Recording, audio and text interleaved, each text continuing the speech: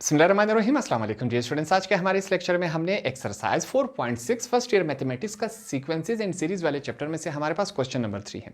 जिस तरह हमने क्वेश्चन नंबर 2 सीखा था, सेम उसी प्रोसेस से वही मेथड यहाँ पर इस्तेमाल होगा क्वेश्चन नंबर 3 में। डिफरेंस क्या है इन दोनों में? वहाँ पर क्वेश्चन नंबर 2 में हमसे कहा गया था इंसर्ट 2 ज्योमेट्रिक मीन्स बिटवीन, ठीक है। यहाँ पर हमने 5 ज्योमेट्रिक मीन्स यहाँ पर इंसर्ट करने हैं। 5 ज्योमेट्रिक मीन्स इन दोनों नंबर्स के बीच में हमने डालने हैं, ठीक है। तो दोनों क्वेश्चन क्या है, हमारे पास सेम है। क्वेश्चन नंबर 2 में हम मेथड सीख चुके हैं, यहां पर फिर से इसको फॉलो अप कर लेते हैं।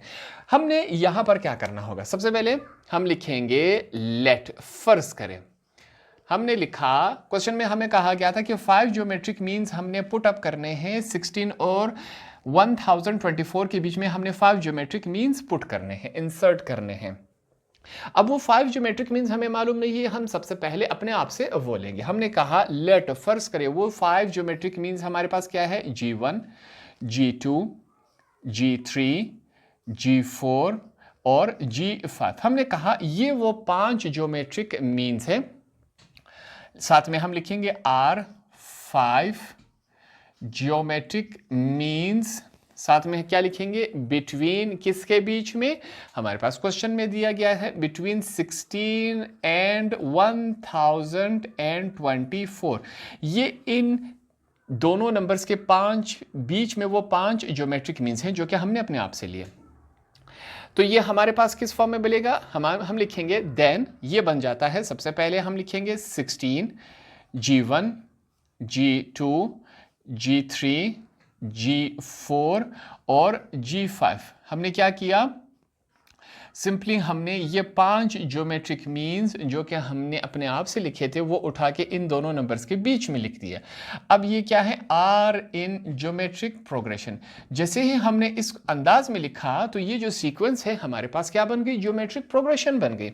जब ज्योमेट्रिक प्रोग्रेशन बन गई तो हमने वैल्यूज निकालना सीखी है कि ज्योमेट्रिक सीक्वेंस से किस तरह वैल्यूज निकाली जाती हैं। यहां पर फिर से हम रिवीजन करेंगे। पहली वैल्यू को सबसे पहले हम एज A1 लेते हैं। पहली वैल्यू यहां पर क्या है, 16 है, ठीक है। इनकी तादाद क्या है, 1 2 3 4 5 6 7। हम तादाद को n से जाहिर करते हैं, क्या है, 7 है। फिर से यहां पर हम a लिखेंगे, तादाद क्या थी, 7 थी, तो हम A7 लिखेंगे इज इक्वल टू आखिरी वैल्यू को हम लिखेंगे जो कि हमारे पास क्या है, 1024। क्या फाइंड आउट करेंगे, r क्या होता है, हमारे पास कॉमन रेशो होता है। r को हमने यहां पर फाइंड आउट करना है, सिंपल सी बात है। इन वैल्यूज को देखकर हमें एक बात याद आ गई, अब हमें अंदाजा हो जाना चाहिए कि हम यहां पर कौन सा फार्मूला पुट अप करेंगे। उसके लिए यहां पर हमने लिखा वी नो दैट, कि भाई हमें एक बात मालूम है। वो बात कौन सी है, यहां पर फार्मूला कौन सा पुट अप होगा, an is equal to A1 Rn-1। यहां पर ये वाला फार्मूला पुट अप होगा। तो जितनी वैल्यूज थी यहां पर हमने निकाली थी वो उठा के इसमें पुट कर लेनी है। a लिखेंगे, n की जगह क्या आएगा, 7 आएगा, हमने लिख लिया इज इक्वल टू A1 की वैल्यू क्या है, हमारे पास 16 है। r की वैल्यू हमारे पास नहीं है तो r को सेम एज इट इज लिख के n की जगह हमने 7 - 1 ये लिख लिया। आगे चलते हैं। A7 की वैल्यू हमारे पास क्या है, 1024 हमने लिख लिया। आगे क्या है, 16, r 7 में से 1 गए, हमारे पास 6 रह जाएगा। ये हमारे पास वैल्यू रह गई, ठीक है। अब यहां पर अगर हम गौर करें, 16 और r 6 के बीच में कोई साइन नहीं है, इसका मतलब है ये दोनों वैल्यूज आपस में क्या हो रही हैं, मल्टीप्लाई हो रही हैं। तो 16 वहां पर मल्टीप्लाई था, इज इक्वल टू की दूसरी तरफ जब इसे ले आएंगे तो यहां पर क्या हो जाएगा, डिवाइड। तो हम लिखेंगे 1024 upon 16 is equal to r की पावर क्या है, 6 है, ये हमने यहां पर लिख लिया। इन दोनों को कैंसिल करवा लेते हैं, कैलकुलेटर की हेल्प लेंगे ताकि कोई कंफ्यूजन हमारे पास ना आ सके। हम लिखेंगे 1024 डिवाइडेड बाय 16, हमारे पास वैल्यू क्या आएगी, 64 आएगा, ठीक है। तो इसको हम कैसे लिखेंगे, 16 1 जार 16, 16 64 जार क्या आता है हमारे पास, 1024। तो यहाँ पर हमारे पास वैल्यूज क्या रह गई, 64 रह गई। दूसरी तरफ क्या है, r का 6। इसको सीधा करके अगर हम लिखें, अगर इस वैल्यू को हम सीधा करके लिखें, R6 इज इक्वल टू 64, इसको हमने सीधा करके लिखा। यहां तक तमाम बातें क्लियर हो गई। आगे चलते हैं, फिर से यहां पर हम एक काम करेंगे। हम कौन सा काम करेंगे, यहाँ पर फिर से मैं लिख लेता हूँ r का 6। ये जो हमारे पास 64 है, इसको मैं क्या लिख लेता हूँ, इसको मैं 2 की पावर 6 लिख सकता हूँ। इसका मतलब क्या है कि 2 को अपने आप के साथ 6 दफ़ा मल्टीप्लाई करवा लिया जाए तो हमारे पास 64 ही बनता है। ट्राई करते हैं, 2 multiply by 2 multiply by 2 multiply by 2 multiply by 2 multiply by 2, 6 दफ़ा हमने मल्टीप्लाई करवा ले। 2 2 ज़ार 4, 4 2 ज़ार 8, 8 2 ज़ार 16, 16 2 ज़ार हमारे पास 32, 32 2 ज़ार हमारे पास 64 बन जाता है। ठीक है, तो सिंपल सी बात है, ये भी 64 है, ये भी हमारे पास क्या है, 64 है, दोनों हमारे पास सेम है। अब हमें क्या करना पड़ेगा, इन दोनों 6 को हमने ख़त्म करना है। इसको कैसे ख़त्म किया जाएगा, इससे पहले भी मैं ये बता चुका हूँ। अगर हमारे पास स्क्वायर रूट लिया जाए तो इसकी वैल्यू क्या होती है, 1/6 होती है, सॉरी 1 अपॉन क्या होती है, 2 होती है। ये 1/2 के साथ कैंसिल हो जाता है। अब यहाँ पर पावर क्या है, 6 है, तो हम स्क्वायर रूट को क्या ले सकते हैं, यहाँ पर हम इसे स्क्वायर रूट 6 भी ले सकते हैं, जो किसके बराबर होगा, 1/6 के बराबर होता है। ये 1/7 की भी बराबर आ सकता है क्वेश्चन के मुताबिक, 1/8, 1/9, 1/1, 2, 3, 4, 5, 6 कुछ भी हम इसे ले सकते हैं। यहाँ पर 6 है तो हम क्या लेंगे, यहाँ पर हम लिख सकते हैं, इनको बताएंगे, taking 6th root on both side, दोनों तरफ अब हमने क्या करना है, 6 का रूट लेना है। तो लेते हैं दोनों तरफ, हमारे पास क्या है, r की पावर क्या है, ये रहा हमारे पास, दूसरी तरफ हमारे पास क्या है, प्लस माइनस हमेशा आ जाता है। ठीक है, ये बात आपने याद रखनी है, हमें याद है, ये हमने लिख लिया, दोनों तरफ क्या है, 6 है, ये हमने लिख लिया। अब कैंसिलेशन हो रही है तो हम कैंसिलेशन भी करवा लेते हैं। हमारे पास ये इसके साथ कैंसिल हुआ, ये 6 इसके साथ कैंसिल हुआ, r इज इक्वल टू +-2, ये हमारे पास क्या आया, r की वैल्यू आई। इसको मैं अंडरलाइन कर लेता हूँ, ये हमने लिख लिया। ठीक है, अब इस r की वैल्यू को हमने इस्तेमाल करना है। r की वैल्यू और a1 की वैल्यू कहाँ इस्तेमाल करेंगे, g1, g2, g3, g4, g5, इन 5 वैल्यूज को अब हमने निकालना है इनकी मदद से। तो स्टार्ट करते हैं। सबसे पहले यहां पर हमने क्या लिखा, नाउ। अब हमारे पास क्या है, सबसे पहले हम क्या करेंगे, यहां पर g1 को हमने फाइंड आउट करना है। g1 को हम किसके बराबर लेंगे, a1 r के बराबर लेंगे। a1 की वैल्यू हमने क्वेश्चन में ली थी, क्या है हमारे पास 16, तो a1 की जगह हमने 16 लिख लिया। r की जगह अब हम क्या लेंगे, r की वैल्यू क्या है, पॉजिटिव नेगेटिव 2, ये हमने लिख लिया। इस पॉजिटिव नेगेटिव 2 का मतलब क्या है कि यही वैल्यू एक दफ़ा पॉजिटिव में है, एक दफ़ा नेगेटिव में है, तो हमें क्या करना पड़ेगा, अलग अलग से, एक दफ़ा 2 पॉजिटिव डालेंगे आंसर आएगा, एक दफ़ा 2 नेगेटिव डालेंगे आंसर आएगा, ऐसा हम नहीं करेंगे। हमने पॉजिटिव नेगेटिव एक साथ ही डाल दिया, यहाँ पर हमने सिंपल सा काम किया यहाँ पर। ठीक है, इन दोनों को मल्टीप्लाई करवा लें, हमारे पास क्या बनेगा, 16 मल्टीप्लाई बाय 2 क्या होता है हमारे पास, 32 होता है। ये हमने पहला g निकाल लिया, ज्योमेट्रिक मीन। ये जो हमारे पास प्लस माइनस था, साथ में हम इसके लिख लेंगे, पहली बात हो गई। आगे चलते हैं, अब हम क्या लिखेंगे, g2 हमने फाइंड आउट करना है। जिस तरह g2 आएगा इसी तरह हमारे पास r के ऊपर हम 2 लिखेंगे, ये g2 है, इसके ऊपर r के ऊपर 2 आएगा, यहाँ पर g3 होगा, r के ऊपर 3 आएगा, इसी तरह हम आगे मूव करते जाएंगे।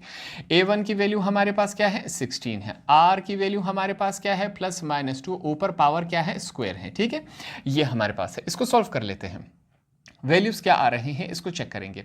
वही 16 हम लिखेंगे। हमारे पास इस बात को समझिए, 2 ये जो पावर है 2 का है, ठीक है, 2 2 ज़ार क्या हो जाता है, 4 हो जाता है। ये जो नेगेटिव है, अब ये नेगेटिव खत्म हो गया। कैसे खत्म हो गया, यहां पर फिर से इसको समझ लें, -2 multiply by -2 is equal to minus minus क्या हो जाता है, +2 2 ज़ार 4, तो पॉजिटिव 4 आ गया। ठीक है, तो ये जो नेगेटिव था हमारे पास ये खत्म हो गया। जब जुफ्त पावर हो तो नेगेटिव हमेशा ख़त्म हो जाता है, ये बात हमने सीखी थी।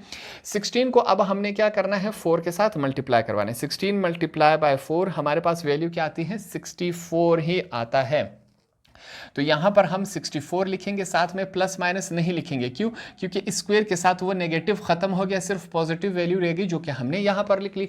पॉजिटिव वैल्यू के साथ हम पॉजिटिव निशान नहीं लगाते। आगे चलते हैं, फिर हम लिखेंगे G3 इज इक्वल टू, फिर से हमारे पास क्या है A1, R के ऊपर पावर क्या आएगी 3 आएगी, ये हमने लिख लिया।